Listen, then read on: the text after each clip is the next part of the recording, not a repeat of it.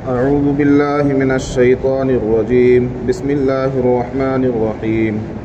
والسماء والطارق وما أدراك ما الطارق النجم الثاقب إن كل نفس لما عليها حافظ فلينظر الإنسان مما خلق من ماء دافق يخرج من بين الصلب والترائب إنه على رجعه لقادر يوم تبلى السرائر فما له من قوة ولا ناصر والسماء ذات الرجع والأرض ذات الصدع إنه لقول فصل وما هو بالهزل إنهم يكيدون كيدا وأكيد كيدا فمهل الكافرين أمهلهم رويدا. صدق اللہ العظیم. یہ صورت ہے سورۃ الطارق اور اس میں 17 آیتیں ہیں. یہ صورت بھی مکی ہے، یعنی مکی دور میں نازل ہوئی.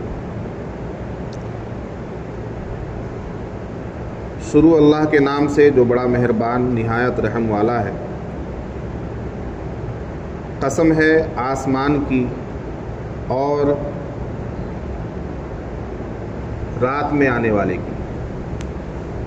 طارق اور آسمان دونوں کی قسم کھائی گئی ہے، اور آگے چل کر کچھ اور قسمیں کھائی گئی ہیں، جیسا کہ والسماء ذات الرجع والارض ذات الصدع.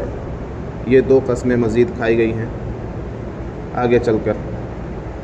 تو اس صورت میں اللہ تبارک و تعالی نے مختلف چیزوں کی قسم کھا کر یہ ایک بات تو یہ بتائی ہے کہ کوئی انسان ایسا نہیں ہے کہ جس کی نگرانی نہیں ہو رہی. یعنی اگر کوئی آدمی یہ سمجھتا ہے کہ مجھے کوئی دیکھ نہیں رہا، میرے اوپر کسی کی نظر نہیں ہے، میرے سامنے CCTV کیمرہ نہیں ہے، یا کوئی آدمی نہیں دیکھ رہا ہے، تو میں کچھ بھی کر سکتا ہوں اور میں آزاد ہوں، میں بے مہار ہو گیا ہوں، ایسا نہیں ہے. اللہ تعالیٰ نے ہر کسی پر ایک نگہبان طے کر رکھا ہے، اور وہ نگہبان کون ہے؟ وہ اللہ کے فرشتے ہیں. حدیث میں آیا ہے کہ ہر آدمی کے ساتھ نیکی لکھنے والا فرشتہ بھی ہوتا ہے اور بدی لکھنے والا بھی فرشتہ موجود ہوتا ہے ہر آدمی کے پاس. اور قرآن میں بھی اس کو کرامن کاتبین سے تعبیر کیا گیا ہے کہ لکھنے والے فرشتے ہر وقت آدمی کے ساتھ ہوتے ہیں. تو آدمی کہیں بھی آزاد نہیں ہے کہ وہ سمجھے کہ میں 7 پردوں میں چھپ جاؤں اور مجھے کوئی نہ دیکھ رہا ہو اور پھر میں کچھ بھی کر سکتا ہوں یا کسی بھی طرح کی ایکٹیویٹیز میں مبتلا ہو سکتا ہوں. تو ایسا نہیں ہے. انسان کہیں بھی نگرانی کے بغیر نہیں ہے، ہر جگہ اس کی نگرانی ہو رہی ہے، نگہبانی ہو رہی ہے. ایک تو یہ بات اللہ تعالیٰ نے ارشاد فرمائی ہے، اور دوسری بات اللہ تبارک و تعالیٰ نے اس صورت میں یہ ارشاد فرمائی کہ انسان اپنی پیدائش پر، اپنی تخلیق پر غور کرے کہ وہ کیسے پیدا کیا گیا. اگر وہ بہت بڑا دھنا سیٹھ بن گیا ہے، یا بہت بڑا نواب ہو گیا ہے، یا بہت بڑا عہدہ اور منصب کا مالک ہو گیا ہے، یا بہت زیادہ اس کے پاس مال و زر جمع ہو گیا ہے، تو اس کا مطلب یہ نہیں ہے کہ وہ بہت زیادہ ممتاز حیثیت کا مالک ہو گیا اور انسانوں کی فہرست سے نکل گیا، انسانوں کی فہرست سے آگے نکل گیا اور بہت بڑا ترم خواہ بن گیا. ایسا نہیں ہے، بلکہ انسان، ہر آدمی اپنی تخلیق پر اگر غور کرے کہ اس کو پیدا کیسے کیا گیا، یعنی کس چیز سے پیدا کیا گیا، تو پھر اس کو اپنی حیثیت سمجھ میں آ جائے گی کہ وہ تو ایک قطرہ ناپاک تھا، جس قطرے کی کوئی حیثیت نہیں تھی. اس قطرہ ناپاک سے اللہ تبارک و تعالیٰ نے اس کو ایک پاک وجود بخشا، ایک جسم عطا کیا، خوبصورتی عطا کی، تندرستی عطا کی، صحت عطا کی. تو اگر ہر انسان اپنی تخلیق پر اور اپنی پہلی حالت پر، اور جس وقت وہ مادر رحم میں تھا اور اس سے بھی پہلے جب وہ اس کا کوئی وجود نہیں تھا اور اس کے کچھ قطرے اس کی ماں کے پاس تھے اور کچھ اس کے باپ کے پاس تھے تو کچھ نہیں تھا. تو کس طرح سے وہ پیدا کیا گیا اگر اپنی تخلیق پر غور کرے تو اس کو اپنی حیثیت کا اندازہ ہو جائے گا. اور اس تخلیق کو دیکھتے ہوئے اس کو اس بات کی بھی دلیل مل جائے گی, ثبوت مل جائے گا کہ جس اللہ نے ایک ناپاک قطرے سے میرے اس وجود کو بنایا ہے, کیا وہ ایک مرتبہ مجھے بنانے کے بعد اور پھر دوبارہ موت دے کر دوبارہ زندگی نہیں دے سکتا ہے؟ جو پہلی مرتبہ میری تخلیق کر رہا ہے, جو خدا, جو خالق, پہلی مرتبہ, اور کس سے؟ ایک ناپاک پانی کے قطرے سے. پہلی مرتبہ تو انسان دنیا میں آ رہا ہے نا, ہر آدمی پہلی مرتبہ آ رہا ہے. تو جب پہلی مرتبہ اللہ تبارک و تعالیٰ نے دنیا میں ہم کو بنا کر بھیج دیا, ہماری تخلیق کر دی, تو دوسری مرتبہ اللہ تبارک و تعالیٰ کے لیے ہمیں بنانا کون سا بھاری کام ہے نا؟ یہ تو ہر مستری اور ہر دنیا کا جو صنعت کار ہے اس کے لیے بھی آسان کام ہے کہ کوئی بھی بڑا سے بڑا مستری اگر کسی ایک چیز کو وہ ایک مرتبہ بنا دے پہلی مرتبہ, تو دوسری مرتبہ اس کے لیے بنانا آسان ہے. کسی بھی چیز کو جو آدمی بناتا ہے اپنے ہاتھ سے تو پہلی مرتبہ تو کچھ دقت ہوتی ہے, لیکن دوسری مرتبہ بنانا تو اور آسان ہے. تو جس اللہ نے تمام انسانوں کو پہلی مرتبہ بنایا, وجود بخشا, اس اللہ تبارک و تعالیٰ کے لیے ان انسانوں کو دوبارہ پیدا کرنا, دوبارہ زندہ کرنا کون سی بڑی بات ہے؟ کوئی بڑی بات نہیں ہے. پہلی مرتبہ پیدا کرنے سے بھی زیادہ آسان ہے, اور اللہ تعالیٰ کے لیے کچھ بھاری اور کچھ آسان نہیں, اس کے لیے سب کچھ برابر ہے. اس کے یہاں تو کن فیکون کا معاملہ ہوتا ہے, وہ اشارہ فرماتا ہے اور کام ہو جاتا ہے کہ نہیں؟ تو اس پر بھی غور کرے انسان کہ جب وہ اس دنیا میں پہلی مرتبہ آیا تو آخرت میں دوبارہ زندہ کیوں نہیں کیا جا سکتا. پھر تیسری بات اس صورت میں یہ بیان فرمائی کہ یہ جو قرآن حکیم ہے, اللہ تبارک و تعالیٰ نے جو یہ کلام نازل کیا ہے, یہ قول فیصل ہے, یہ ایک فیصلہ کن کتاب ہے. اس کتاب میں جو باتیں کہی گئی ہیں وہ اٹل ہیں. ایسا نہیں ہے کہ اس کتاب کی کہی گئی کسی ایک بات کے خلاف ہو جائے گا معاملہ, نہیں. جو اللہ کی کتاب کہہ رہی ہے وہ ایک پتھر کی لکیر ہے. یوں سمجھ کے چلیے کہ اس کتاب میں کہی گئی ایک ایک بات سچی ثابت ہو کر رہے گی. اگر ہم اگر ہلکے میں لینا چاہیں تو وہ ہماری مرضی ہے, لیکن اللہ تبارک و تعالیٰ نے تو اس کتاب کو قول فیصل کے طور پر نازل کیا کہ یہی آخری فیصلہ ہے. کسی بھی حاکم کا اور کسی بھی جج کا جو آخری فیصلہ ہوتا ہے, لاسٹ ججمنٹ ہوتا ہے, یہ وہ ہے. اس کے بعد ججمنٹ بدلنے والا نہیں ہے, اس کے بعد فیصلہ چینج نہیں ہو سکتا ہے. اللہ تبارک و تعالیٰ نے اس کتاب میں جو کچھ کہہ دیا وہی اللہ تبارک و تعالیٰ کر کے دکھائے گا. آخرت کے بارے میں اللہ تعالیٰ نے جو کچھ فرمایا ہے آخرت میں وہی کچھ ہوگا. تو اس لیے اس کتاب کو ہی ہمیں اپنی ہدایت کا, اپنی نجات کا, آخرت کی فلاح و بہبود کا ذریعہ سمجھ کر اپنانا چاہیے. تو یہ موٹی موٹی تین باتیں اس صورت کے اندر اللہ تبارک و تعالیٰ نے ارشاد فرمائی ہیں. دیکھیے, والسماء والطارق, قسم ہے آسمان کی اور رات میں آنے والی کی. وہ رات میں آنے والی کیا چیز ہے؟ وما ادراک ما الطارق, اور آپ کو کیا معلوم کہ وہ رات میں نمودار ہونے والی کیا چیز ہے. رات میں نمودار ہونے والی وہ کیا چیز ہے؟ النجم الثاقب. پھر قرآن خود ہی اس کی وضاحت کر رہا ہے, النجم الثاقب, کہ وہ چمکتا ہوا ستارہ ہے, وہ چمکتا ہوا ستارہ ہے. تو آسمان پر جتنے ستارے چمک رہے ہیں یہ سب اللہ تبارک و تعالیٰ کی ہی دین ہے, اور اللہ تبارک و تعالیٰ ہی کی کاریگری ہے, اسی کی تخلیق ہے, اور یہ اس کی قدرت کی نشانیاں ہیں کہ جب دن ہوتا ہے اور سورج روشن ہو جاتا ہے تو یہ تمام ستارے چھپ جاتے ہیں اور ان ستاروں کی روشنی مدھم پڑ جاتی ہے, ایک بھی ستارہ نظر نہیں آتا. لیکن جب رات کا اندھیرا چھا جاتا ہے اور رات کی تاریکی دنیا پر جو ہے مسلط ہو جاتی ہے تو اس وقت ستارے نظر آتے ہیں. مفسرین نے اس سے یا تو ایک واضح روشن ستارہ مراد لیا ہے اور یا تمام ستارے مراد لیے ہیں کہ جتنے بھی ستارے آسمان پر چمکتے ہیں سب اس سے مراد ہیں. ان کل نفس لما علیہا حافظ, نہیں ہے کوئی جان ایسی کہ جس پر کوئی نگہبان مقرر نہ ہو۔ ان کل نفس، کوئی جان ایسی نہیں ہے، کوئی نفس ایسا نہیں ہے، کوئی ذی روح ایسا نہیں ہے کہ اس کے اوپر ایک نگہبان، ایک محافظ مقرر نہ ہو۔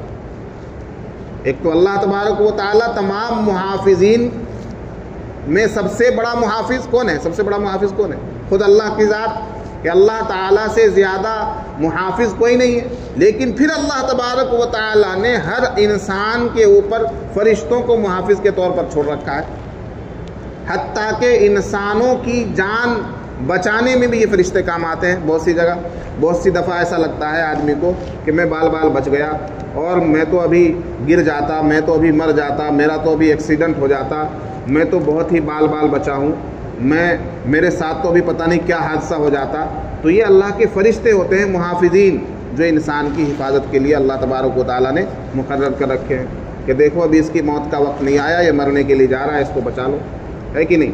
تو اللہ تبارک و تعالیٰ نے ہر انسان کے اوپر محافظ چھوڑ رکھے ہیں، اور وہ محافظ کون ہیں؟ وہ اللہ کے فرشتے ہیں۔ ان کل نفس لما علیہا حافظ، کوئی نفس، کوئی جان ایسی نہیں ہے کہ جس پر کوئی نگہبان مقرر نہ ہو۔ فَلْيَنْظُرِ الْإِنسَانُ مِمَّا خُلِقَ، تو انسان کو چاہیے کہ وہ دیکھے کہ کس چیز سے پیدا کیا گیا ہے۔ ہر انسان یہ سوچے، یہ دیکھے کہ وہ کس چیز سے پیدا کیا گیا ہے۔ خُلِقَ مِن مَّاءٍ دَافِقٍ، پیدا کیا گیا ہے اچھلتے ہوئے پانی سے، کہ جب منی کا قطرہ نکلتا ہے تو وہ اچھلتا ہوا نکلتا ہے اور رحم مادر میں چلا جاتا ہے۔ یخرج من بین الصلب والترائب، جو نکلتا ہے، وہ جو پانی کا قطرہ اچھلتا ہوا ہے وہ کہاں سے نکلتا ہے؟ یخرج من بین الصلب والترائب، وہ پیٹھ اور سینے کی ہڈیوں کے درمیان سے نکلتا ہے۔ کہاں سے نکلتا ہے؟ پشت، پیٹھ اور سینے کی ہڈیوں کے درمیان سے۔ یعنی جو بھی انسان کے خون اور انسان کے جسم کے اندر جو مادہ منویہ تیار ہوتا ہے، تو انسان کے خون سے ہی تو تیار ہوتا ہے، اس کے تیار ہونے کی مشین کہاں سے کہاں تک لگی ہوئی ہے؟ انسان کے سینے کی ہڈیوں سے لے کر کمر کے پیچھے پیٹھ تک وہ مشین بھی لگی ہوئی ہے، جو مادہ منویہ کو تیار کر کے اچھلتا ہوا پانی بنا کر انسان کے عضو تناسل سے نکال دیتا ہے۔ یخرج من بین الصلب والترائب، جو پانی کا اچھلتا ہوا قطرہ کہاں سے نکلتا ہے؟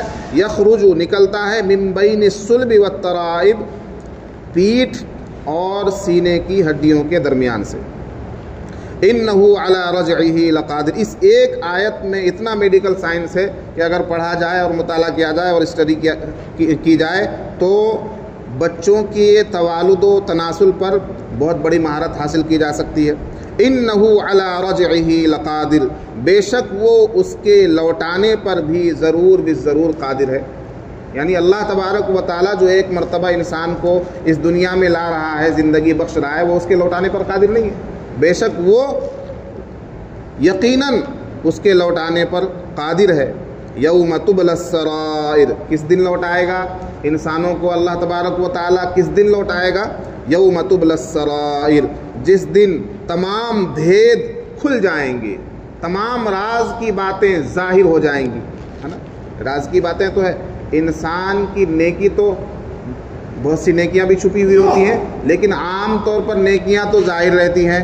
انسان کا اچھا پن تو ظاہر ہوتا ہے، لیکن انسان کا برا پن اور انسان کا ایک دوسرا رخ جو ہوتا ہے، سکے کا دوسرا پہلو، وہ چھپا ہوا رہتا ہے۔ انسان کی بدعمالیاں چھپی ہوئی رہتی ہیں اور نیک اعمالیاں سب کے سامنے ہوتی ہیں۔ تو وہ تمام بدعمالیاں کیا ہیں؟ وہ چھپے ہوئے راز ہیں۔ کس دن کھل جائیں گے؟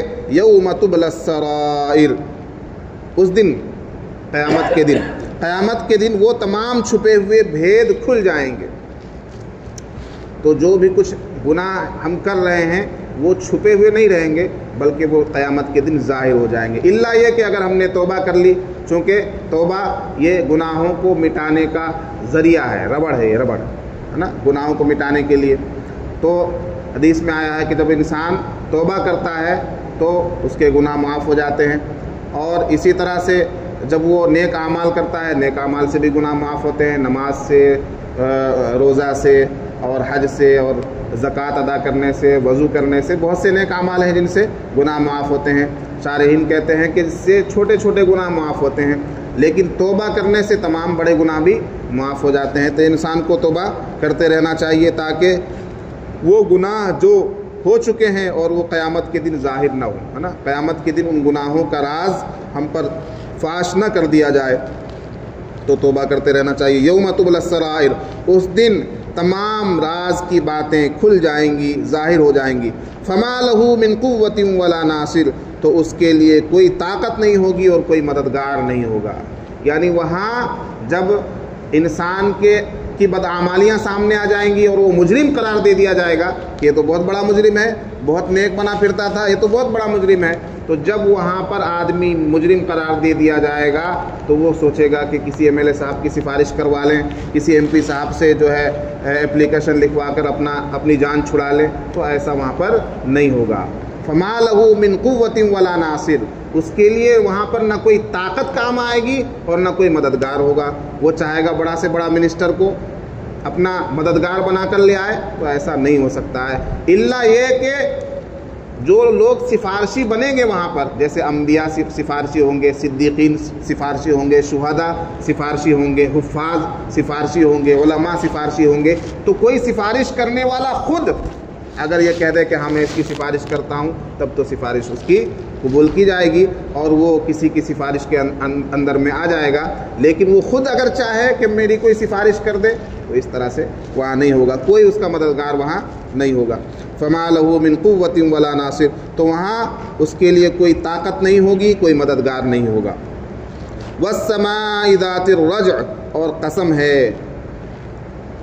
قسم ہے بارش برسانے والے آسمان کی، بارش والے آسمان کی، آسمان بارش برساتی ہے، اور لفظ اس میں استعمال کیا گیا ذات الرجع، لوٹانے والی، اور لوٹ کر آنے والی چیز، پلٹ کر آنے والی چیز، اس کو کہتے ہیں ذات الرجع۔ رجع یرجع کے معنی ہی لوٹنا ہے، واپس ہونا ہے۔ تو اب آسمان یعنی بارش جو آسمان سے برس رہی ہے، یہ ایک بار تو نہیں برستی ہے، بار بار برستی ہے۔ ایک تو اس سے یہ سمجھ میں آ رہی ہے بات، یعنی بارش برسانے والی چیز، آسمان تو بارش برسانے والی چیز ہے نا، لیکن اس کے لیے بہت سے صیغے ہو سکتے تھے، بہت سے دوسرے الفاظ ہو سکتے تھے، لیکن اللہ تعالیٰ نے کیا لفظ استعمال کیا؟ ذات الرجع، لوٹانے والی۔ اب بارش کو لوٹانے والی چیز، اب آپ نے یہاں کسی سبجیکٹ میں پڑھا ہوگا واٹر سائیکل کے بارے میں، واٹر سائیکل بہت عام مضمون ہے، یعنی آسمان سے جو بارش برستی ہے، پانی نیچے گرتا ہے تو وہ پانی ندی نالیوں کے ذریعے سمندر میں جا کر جمع ہو جاتا ہے، پھر سمندر سے بھاپ بن کر ہوا کی شکل میں اوپر چلا جاتا ہے، اور پھر وہی بھاپ بادل بن کر پھر بارش کی شکل میں زمین کے اوپر برسنے لگتی ہے۔ تو یہ جو واٹر سائیکل ہے، یہ اس ایک لفظ سے، ذات الرجع، اس ایک لفظ سے واٹر سائیکل سمجھ میں آ رہا ہے۔ ایک لفظ سے اللہ تبارک و تعالیٰ نے پانی کے سرکل کا اور پانی کے سائیکل کا پورا مضمون سمجھا دیا۔ تو قرآن یہ صرف آخرت کو بتانے کے لیے نہیں آئی، بلکہ یہ دنیا کو بھی سمجھانے کے لیے آئی کہ دیکھو جس دنیا میں تم رہ رہے ہو، یہ دنیا بنانے والا اللہ کی ذات ہے جس نے دنیا بنائی ہے۔ والسماء ذات الرجع، اور قسم ہے آسمان کی بارش برسانے والی کی، اور قسم ہے بارش والے آسمان کی۔ والارض ذات الصدع، اور قسم ہے زمین کی جو پھٹنے والی ہے۔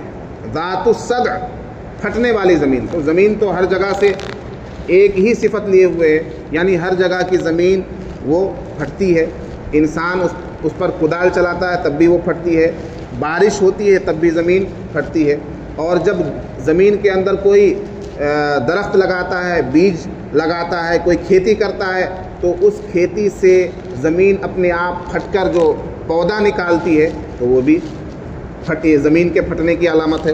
تو اسی کی قسم کھائی۔ والارض ذات الصدع، اور قسم ہے زمین کی جو پھٹنے والی ہے۔ اب بتائیے زمین اگر پھٹنے والی نہ ہوتی، بلکہ جس طرح ہم نے یہاں پر ٹائلز لگا دیا ہے، پتھر لگا دیا ہے، اور اس طرح سے پوری زمین ہوتی کائنات میں، تو انسان جو اتنے سارے فائدے اٹھا رہا ہے زمین سے، کیا یہ فائدے اٹھا سکتا تھا؟ انسان کو زمین سے جتنے فوائد ابھی حاصل ہیں وہ فوائد حاصل ہو سکتے تھے؟ نہیں ہو سکتے تھے۔ تو یہ اللہ کی قدرت کا بیان ہے کہ اللہ تبارک و تعالیٰ نے زمین کو اس طرح سے بنایا کہ وہ پھٹتی ہے، اور زمین کے پھٹنے کی وجہ سے زمین سے اتنے سارے خزانے اور اتنے سارے ہمارے فائدے کے سامان نکلتے ہیں، ظاہر ہوتے ہیں۔ اِنَّهُ لَقَوْلٌ فَصْلٌ، بے شک وہ یعنی قرآن کریم ایک قول فیصل ہے، فیصلہ کن کتاب ہے، یعنی اس کتاب میں جو کچھ باتیں اللہ تبارک و تعالیٰ نے ارشاد فرمائی ہیں وہ فیصلہ کن ہے، اور انہی کے ذریعے انسان کا فیصلہ ہوگا۔ اِنَّهُ لَقَوْلٌ فَصْلٌ، بے شک یہ قول فیصل ہے، آخری فیصلہ ہے۔ وَمَا هُوَ بِالْهَزْلِ، اور یہ ہنسی کھیل کی بات نہیں ہے۔ وَمَا هُوَ بِالْهَزْلِ، یہ بے فائدہ بے مقصد کتاب نہیں ہے۔ ہزل کہتے ہیں ہر اس بات یا ہر اس چیز کو جس کا کوئی مقصد نہ ہو۔ آدمی بے مقصد کہیں جا رہا ہے، ہزل ہے۔ آدمی بے مقصد کچھ بک رہا ہے، ہزل ہے۔ بکواس کر رہا ہے، ایسی باتیں کر رہا ہے جن باتوں کا کوئی فائدہ ہی نہیں ہے، جن باتوں کا کوئی مطلب ہی نہیں ہے، تو وہ ہزل ہے۔ کیا فرمایا؟ وما ہوا بالہزل، کہ قرآن بے فائدہ باتوں کی کتاب نہیں ہے، قرآن بے مقصد کتاب نہیں ہے۔ انہم یکیدون کیدا، بے شک وہ لوگ خفیہ سازشیں کر رہے ہیں۔ کون لوگ؟ کافر لوگ۔ کافر خفیہ سازشیں کر رہے ہیں، خفیہ تدبیر کر رہے ہیں۔ وَأَكِيدُ كَيْدًا، اور میں بھی تدبیر کر رہا ہوں۔ اللہ تعالیٰ فرما رہا ہے کہ میں بھی تدبیر کر رہا ہوں۔ کافر لوگ اپنی تدبیر کر رہے ہیں اور میں اپنی تدبیر کر رہا ہوں۔ فَمَهِّلِ الْكَافِرِينَ أَمْهِلْهُمْ رُوَيْدًا، تو کافروں کو چھوڑ دیجئے تھوڑے وقت کے لیے، یعنی ان کو تھوڑے وقت کی مہلت دے دیجئے۔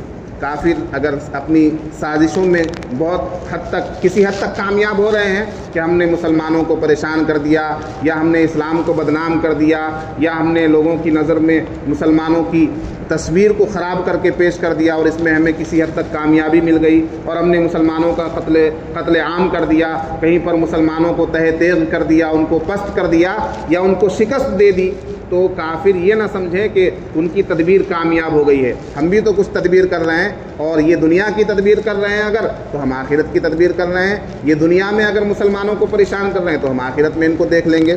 تو یہ بہت لمبا مضمون ہے۔ اللہ تبارک و تعالیٰ کی تدبیر کے آگے کسی کی تدبیر کام آنے والی نہیں ہے۔